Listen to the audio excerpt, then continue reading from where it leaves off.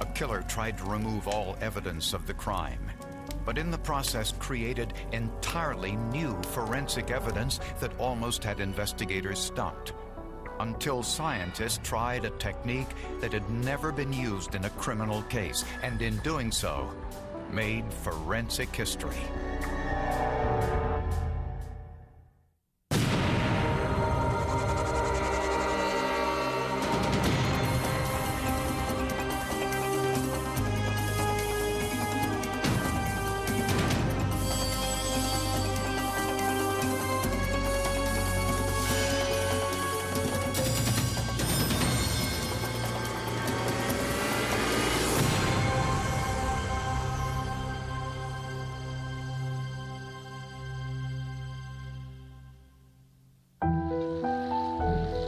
Farmersville, Texas is the epitome of small-town America. At one time, it was the onion capital of the state, a place where old-fashioned values endure.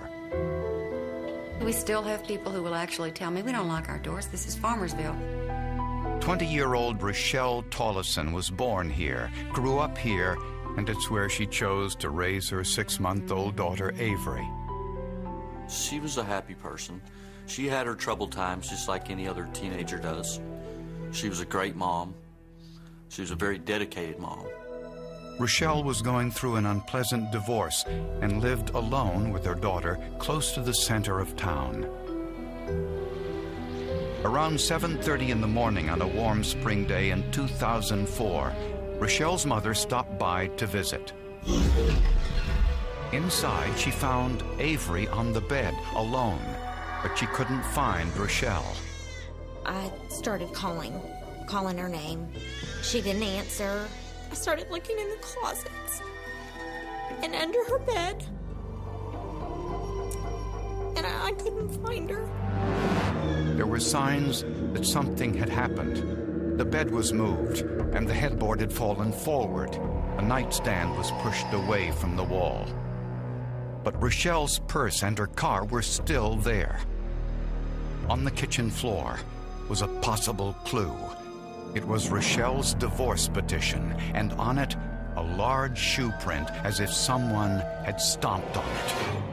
Because it would indicate that someone other than Rochelle was in that home the night that she disappeared. Rochelle's mother called her soon-to-be ex-son-in-law, Andrew Tollison, to brief him on the situation. I said, Andrew, we can't find Rochelle. We can't find her anywhere. He said he couldn't leave work right now. Police questioned as many of the town's residents as they could and organized a search party to look in every field and pasture. The search was huge. There was just an immediate reaction all over the place. ATVs, four-wheel drive vehicles, horseback, on foot. It was a phenomenal response. For 5 days, the search continued with no trace of Rochelle anywhere. I honestly believe that there was a lot of people that maybe didn't know Rochelle very well, that were thinking, oh, well, you know, she just ran off.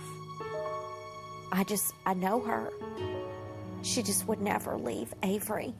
She wouldn't leave her alone for a second. I mean, that was her oxygen. She loved her so much.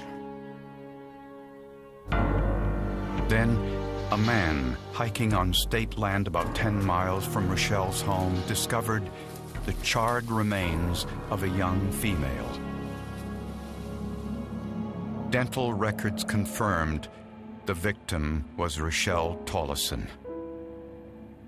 About 100 feet away from where the body was located, there was a pit, an open area, where they found several logs.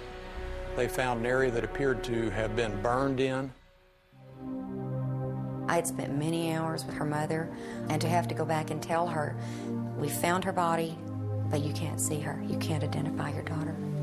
You can't touch her and tell her goodbye. That was hard. I don't know, my heart just stopped. And I couldn't believe it. I needed proof. I don't know what else to say. The investigation would be difficult. The killer burned Rochelle's body to destroy any evidence. But police certainly knew where to start, with Rochelle's estranged husband, Andrew Tollefson. People do things they shouldn't do, and we suffer because of that. Most of Farmersville, Texas turned out for Rochelle Tollefson's funeral service at the First Baptist Church. It was difficult for them to understand how Rochelle could have been abducted from her home in the middle of the night and no one heard it. There are no strangers in Farmersville. Her house was 3 blocks from the police station, 2 blocks from the town square. I don't think the police believed that it was a stranger crime either. Clearly, everybody felt that she knew whoever had taken her, that she knew them. Generally speaking, in a small community, it is going to be someone within at least that person's social circle, even if they're not close friends, someone who knows the victim. The autopsy revealed Rochelle had been sexually assaulted, stabbed, and strangled to death. I was horrified. I'm also a mother and a grandmother. Just knowing that one human being could do that to another human being is horrifying. The circumstances of this case, they were horrific. You had a young mother, a totally innocent victim, who is kidnapped in the middle of the night, is brutally raped, choked to death, and stabbed. And then her body is taken out to a remote location and disposed of just like trash.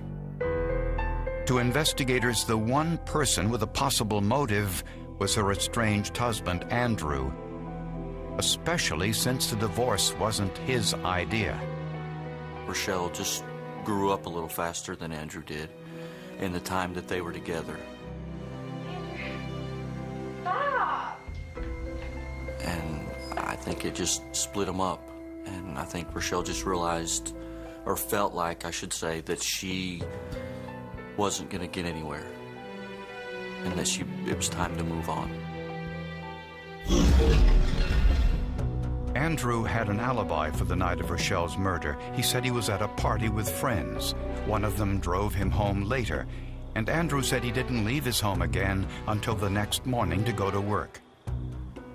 He was heavily intoxicated during that night, and we had evidence that confirmed that he had been at his home the entire night because of his intoxication. His alibi appeared to check out until investigators learned there was a bonfire at that party. This was an interesting coincidence since Rochelle's body had been burned in a fire pit.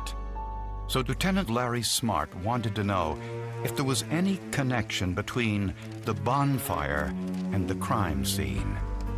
We collected those logs in order to have the forensic scientists look at them.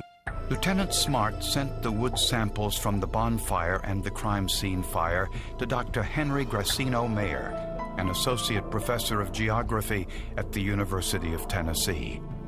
I wasn't too enthusiastic at first, and I probably came across as not very enthusiastic, so I wasn't overly excited. By just looking at it, Dr. Gracino Mayer recognized that the wood from both locations was mesquite. The mesquite tree is extremely common in desert areas and often used to grill food. It burns slowly and produces very little smoke. But there really wasn't any way to tell whether both wood samples came from the same source. There were no distinctive saw marks, and the tree rings were virtually useless. This is a type of wood where it has small vessels all throughout the ring, and it does not, therefore, have very distinct rings when you sand them down.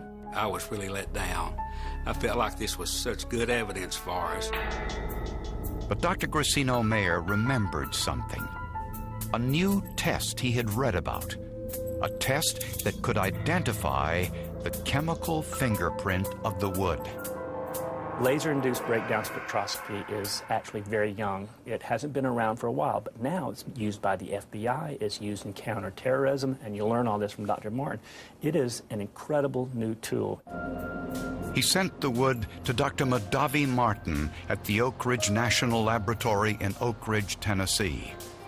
We just put the wood underneath the laser beam, excited a spark on the sample surface, all the elements, hydrogen, nitrogen, oxygen, carbon, and you will see it immediately. The spark, known as a plasma cloud, contains all the chemical elements from the sample.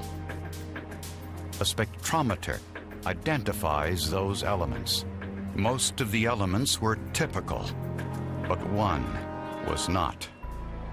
This one had titanium, which really jumped out at me. We saw consistently titanium across the whole spectra. Titanium doesn't naturally occur in wood, and this suggested that the mesquite tree was growing near an industrial area where titanium polluted the groundwater. 11 logs were tested, 8 from the crime scene and 3 from the bonfire. All had the exact same chemical makeup and identical levels of titanium. We were able to determine that the two sets of wood matched with about a 99.99% level of confidence. These two sets of wood came from the same population of trees, if not from the same tree. This was a forensic first. Never before had two sets of wood in a criminal case been found to have the exact same chemical fingerprint. 99.9 is just mind-boggling. I was blown away by that. If they had come back and told us that they're 90% sure that the wood came from the same tree or vicinity, we would have been excited about that. Since the wood at the bonfire was from the same tree as the wood used in Rochelle's cremation, this was a remarkable piece of circumstantial evidence, pointing to Andrew Tollison as the killer. Or was it?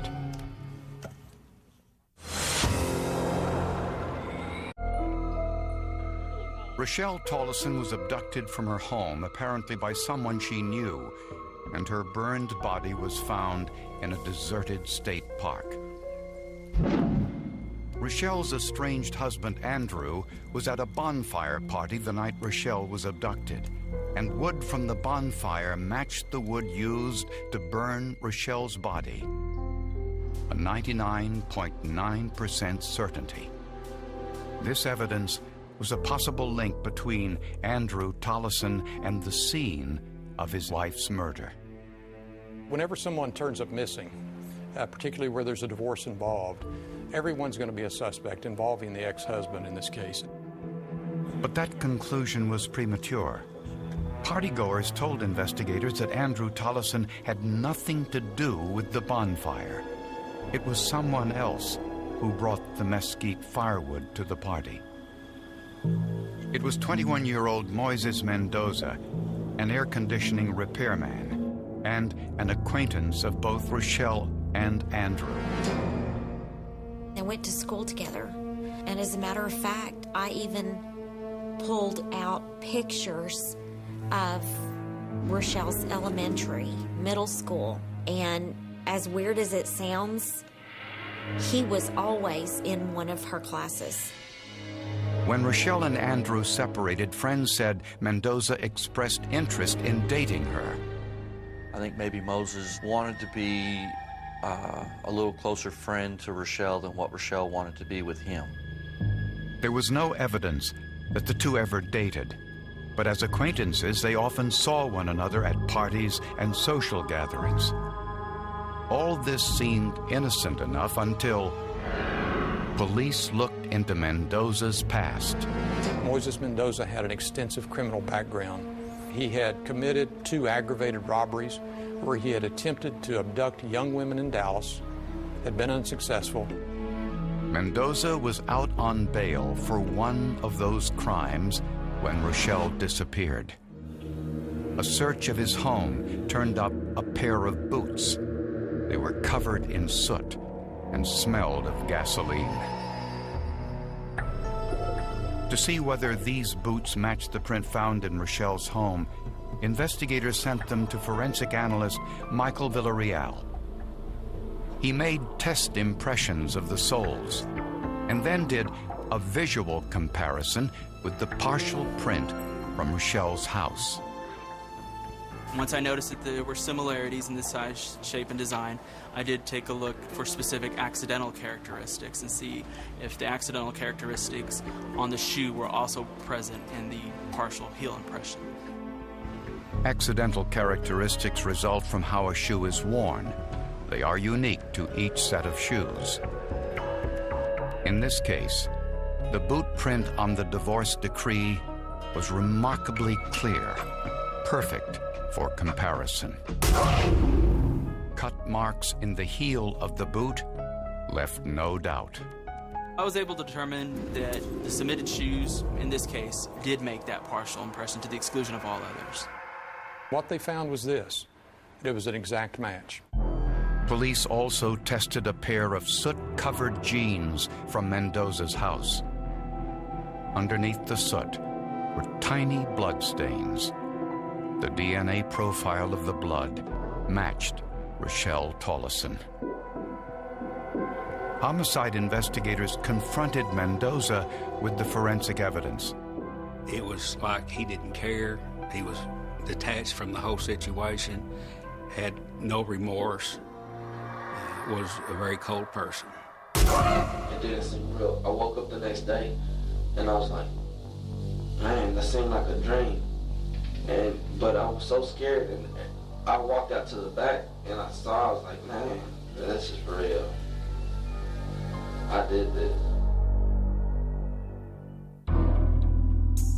I'm convinced of this. In some people, there's a violent, evil streak that controls them.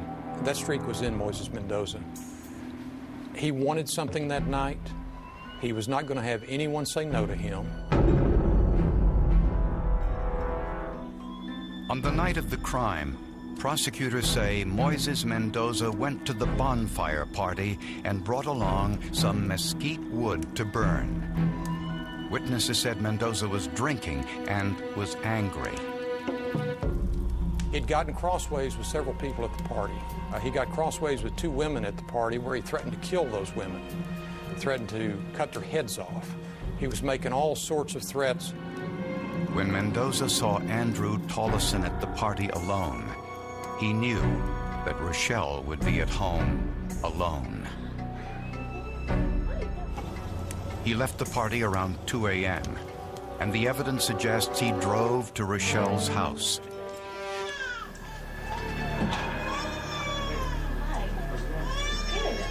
It's not clear what he said to get inside, but the evidence indicates there was a struggle. Rochelle's divorce petition fell to the floor, which Mendoza stepped on with his left boot. Clear proof he was there. Where he took Rochelle afterwards is unclear. DNA testing found Rochelle's blood on Mendoza's jeans. Later, he used some of the mesquite wood to start the fire in the deserted state park in an attempt to incinerate all evidence of the murder.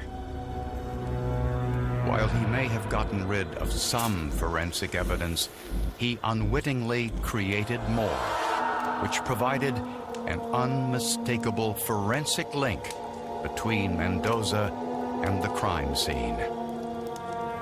Forensics could match it back to the same tree. Not to the same grove or the same type of tree, but to the same tree. And those are the types of results we expect to see in DNA, not in trees or vegetables. 3 months after Rochelle's death, Moises Mendoza was tried and convicted of first-degree murder. He was sentenced to death. He actually chose the death penalty for himself when he decided that evening to go in that home and to take that young mother and to snuff out her life with absolutely no regard for her or her child or her family. I know it's probably not right to say this, but if it was up to me, he would have got a lot worse. And when I say a lot worse, I mean torture-wise, because I think that the death penalty is not, I think it's too good for him. Rochelle's parents are now raising their granddaughter, Avery. And they're grateful that some enterprising detectives searched for a scientific solution they didn't know existed, and that those scientists pushed further instead of simply saying nothing could be done. The result made forensic history. It's unbelievable, the technology nowadays that they can do, and you know, the forensic testing, and it's unreal.